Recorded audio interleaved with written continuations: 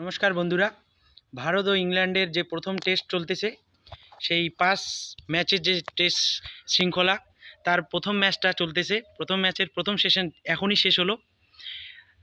সেশনটা পুরোপুরি ইন্ডিয়ার মনে হচ্ছিল যখনই, ঠিক শেষের দিকে ব্রাইডেন কার্সের সেই ফুল লেন্থের ডেলিভারিটা, টেকনিক্যাল একটু সমস্যা ছিল রাহুলের ব্যাটে, পিছনে রুটের হাতে ক্যাচ দিয়ে ধরা পড়লেন।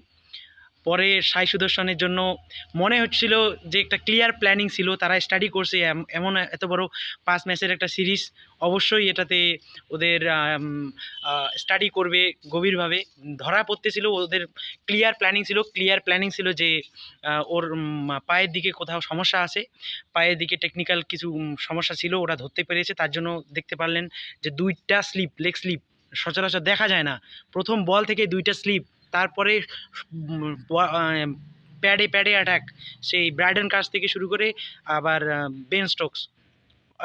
লাঞ্চের প্রাক মুহূর্তে সাই সুদর্শনের 0 রানে সাজঘরে ফেরা, আর অবশ্যই একটা সুখকর ডেবিউ অভিষেক ম্যাচ থাকলো না। আর আশা করি এখনও শেষ হয়নি, দ্বিতীয় ইনিংসে আশা করি ভালো কিছু করবে। তবে এত কিছু যেহেতু বলতেছি, শেষের দিকের কথাগুলো বলতেছি, কারণ শেষের দিকে জিনিসগুলোই আমাদের খুব মনে থাকে। তার আগে রাহুলের আর ইয়াশাসী জয়সওয়ালের যে কাভার ড্রাইভগুলো আর অন্য যে ক্লাসিক যে শটসগুলো, সেগুলোর কথা ভুলে যাচ্ছি।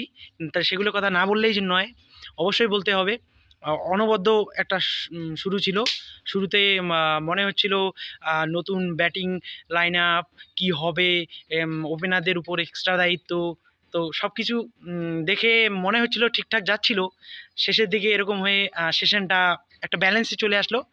আশা করি দ্বিতীয় সেশনটা খুব ভালো হবে। 5 ম্যাচের এই সিরিজটা আমার সঙ্গে দেখতে, আলোচনা করতে অবশ্যই চ্যানেলটিকে সাবস্ক্রাইব করুন, লাইক করুন, আর আপনাদের মতামত অবশ্যই জানাবেন। ধন্যবাদ।